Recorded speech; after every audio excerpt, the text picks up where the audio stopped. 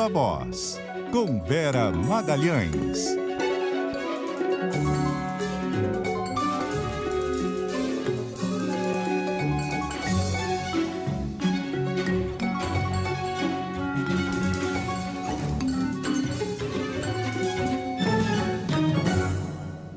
Viva Voz, Vera Magalhães, tudo bem, Vera? Uma boa noite para você. Boa noite, Bocardi. Boa noite, Muniz. Boa noite a todo mundo que nos ouve e nos assiste. Oi, Vera, boa noite. Vera, vamos começar falando aí das definições, né, sobre coligações, vices e tudo mais para as próximas eleições. Muitas definições ficaram para essa última hora, Bocardi. Eu vou dar uma sobrevoada sobre tudo e depois tentar fazer uma análise que una todas as questões. Foi definida a vice na chapa do Ciro Gomes, ficou para a última hora porque ele não conseguiu fechar nenhuma aliança como ele queria no início, e aí ele escolheu a vice-prefeita de Salvador, né? A Ana Paula Matos. Tem uma circunstância da lei eleitoral que é única para vices, porque eles são os únicos que não precisam renunciar a cargos executivos para disputar outros cargos. Então é por isso que o Mourão pode disputar o Senado continuando como vice-presidente, e ela pode disputar como vice-presidente e depois, se perder, voltar a ser vice-governadora. Ela não precisa renunciar. Ela é do próprio partido do Ciro, e aí eles tentaram fazer do limão, que é o fato de não ter fechado nenhuma aliança, uma limonada, dizendo que escolheram uma mulher e que escolheram isso por ser a Bahia o quarto maior colégio eleitoral do país, que seria um aceno à União Brasil do ACM Neto, mas na verdade não é nada disso. Deixaram para a última hora para tentar fechar uma aliança até a última hora. E aí escolheram uma mulher para tentar, na última hora, ter algum dividendo político-eleitoral disso daí.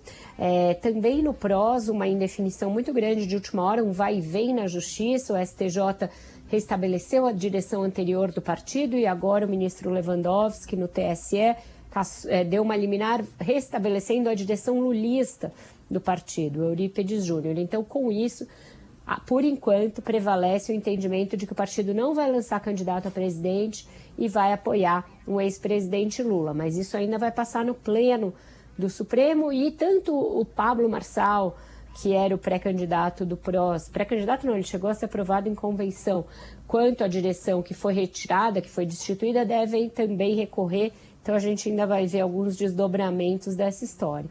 E o União Brasil oficializou a candidatura da senadora Soraya Tronic para usar um grande fundo eleitoral que eles têm, um grande tempo de TV, uma candidatura que a gente não sabe como larga, porque nunca foi testada em pesquisas, o nome dela só apareceu nesses últimos tempos, e que vai ter como plataforma quase uma pauta única, que é a do imposto único. Já vinha sendo defendido pelo Bivar, continua sendo defendido por ela, porque ela tem como vice o Marcos Sintra, que fez desse assunto o tema da vida toda dele. O que tem de possibilidade dessas últimas definições mexerem no quadro eleitoral? Pouco, a meu ver, Bocardi, Muniz. São definições laterais de candidaturas ainda que não decolaram, mesmo a do Ciro, uma candidatura que está estacionada ali numa faixa intermediária das votações. E eu tenho dúvidas se a escolha da vice-prefeita de Salvador pode agregar alguma coisa para ele, porque o Lula é muito forte lá, e mesmo o ACM Neto, que é o candidato ao governo ligado a ela, não deverá fazer ali uma campanha para o Ciro. Ele está procurando se desvencilhar da eleição nacional para ter chance de vencer o PT lá. E teve também apoio do Podemos, né? O Podemos anunciou apoio à candidatura da Simone Tebet, né? Não passamos ainda por isso? Isso, Verdade, eu esqueci essa, também teve isso, é mais um tempinho de TV para a senadora Simone Tebet, e ela também procurou fazer disso um símbolo de representatividade pelo fato de ela e a sua vice Mara Gabrilli serem mulheres, e a presidente do Podemos, Renata Abreu, também ser uma mulher. Então fizeram ali toda essa coisa do Yes We Can, sim nós podemos, replicando o bordão do Obama e usando o nome do partido e trazendo isso para a questão feminina. Facilitou esse acordo o fato do PSDB, o Cidadania e o MDB apoiarem o senador Álvaro Dias ao Senado. E aí a gente vai ter uma disputa entre Álvaro Dias e Sérgio Moro, que eram aliados até outro dia, estavam no mesmo partido, os dois disputando uma única vaga ao Senado no Paraná. Nessas disputas estaduais também teve muita definição interessante de última hora, eu vou passar por elas muito rapidamente. Damares surpreendeu, furou um acordo que havia no Distrito Federal e decidiu se lançar senadora. Então ela vai disputar com a Flávia Arruda uma única vaga ao Senado pelo Distrito Federal. O Cássio Nunes Marques, ministro do Supremo, anulou as condenações do ex-governador José Roberto Arruda. Então ele vai poder ser candidato, isso também interessa ao Bolsonaro. E no Rio, o PT voltou a apoiar o Marcelo Freixo depois de um abalo. E aqui em São Paulo, Fernando Haddad escolheu a mulher do candidato ao Senado, Márcio França, Luísa França, como sua vice. Isso não estava no radar, foi uma concessão de última hora, mais uma ao Márcio França. É uma questão aí, só rapidamente, a gente está falando do Arruda, né, que foi decisão recente. Tem uma questão aí para o próprio Bolsonaro, que a mulher ministra, né, tem toda uma relação, não tem, Vera? É isso, ela é candidata ao Senado, Bocardi. Esse era o acordo que a Damares furou, porque fizeram um grande chapão, o governador Ibanez a reeleição, aí o Arruda não atrapalha a reeleição do Ibanez, sai para deputado federal, mas para isso exigiu que o Senado fosse para sua mulher Flávia Arruda. O Bolsonaro abençoou esse acordão. Para isso, tiveram que tirar as condenações do Arruda, garantir a candidatura dele. Mas aí vai a Damares por fora e se lança como senadora contra a ideia do Bolsonaro. Vamos ver se ele vai ainda tentar tirar a candidatura dela. Mas ficou interessante na última hora essa eleição do DF. Se for pelo discurso deles, tem o seu descondenado também, né? Descondenado, é isso mesmo, é isso mesmo. Agora eles têm um para chamar de seu. Bem lembrado, Bocardi, isso mesmo. Ô Vera, finalmente, depois daquele vai e volta de ontem para a última hora, tal, ele vai, Jair Bolsonaro vai encontrando meios e palavras, né, de não ficar de fora do Jornal Nacional.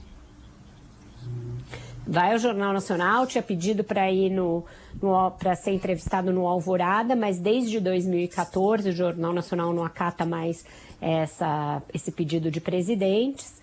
E aí ele agora disse que vai ao estúdio. Seu filho Flávio Bolsonaro falou que quando pediu isso, não disse que ele não iria ao estúdio, só estava preferindo fazer no Alvorada, vai ao estúdio, se submeter às regras de todos e abre o ciclo de sabatinas do JN no dia 22, uma segunda-feira.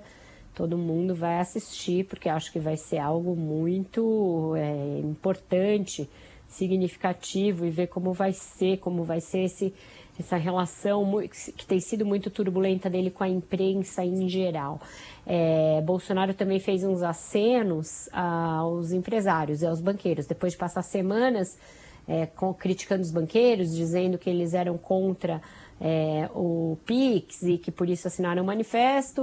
Seus bombeiros entraram em campo e ele vai ter um jantar com a Febraban no próximo dia 8, para tentar pacificar essa relação depois da Febraban aderir ao manifesto da Fiesp. Mas hoje ainda o ministro Ciro Nogueira, chefe da Casa Civil, que foi quem lançou essa ideia de criticar os banqueiros pelo PIX, uma bobagem, ficou criticando também a Fiesp, ironizando pelo levantamento aí que me parece não totalmente realista, de que só 14% dos filiados à Fiesp assinaram o manifesto da entidade. Então, tem sempre esse lado do morde e assopra, né? Ele tenta se reaproximar dos setores, mas alguns de seus aliados ou ele próprio batem nesses setores.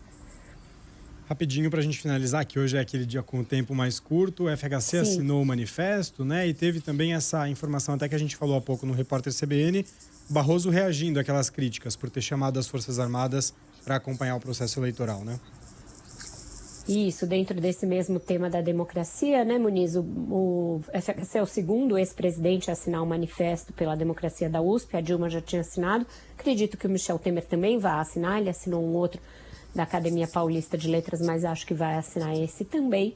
E o Barroso foi num congresso de jornalismo investigativo e reagiu a isso, disse que não se pode culpar o TSE por tratar uma instituição com o respeito que ela merece. Importante nesse capítulo, só para a gente fechar, Alexandre de Moraes deu uma resposta dura à Procuradoria-Geral da União, que o criticou por não arquivar o inquérito, dizendo que foi um pedido extemporâneo da PGR e bastante inusitado, porque eles fizeram uma inusitada alteração de posicionamento, aquele inquérito contra o Bolsonaro por vazar informações de um inquérito. E a música de hoje é uma despedida. Uma música de hoje é sem música, porque, né, embora ele tenha sido muito alegre e a alegria seja sempre uma forma de reverenciá-lo, vamos só ficar com um tchau. Eu vi que você abriu com um beijo pro Gordo, quero fechar o Viva Voz também mandando um beijo pro Jô, que foi tão importante na vida de todo o Brasil, na minha, na sua, certamente todo mundo que o conheceu tem muitas histórias com ele.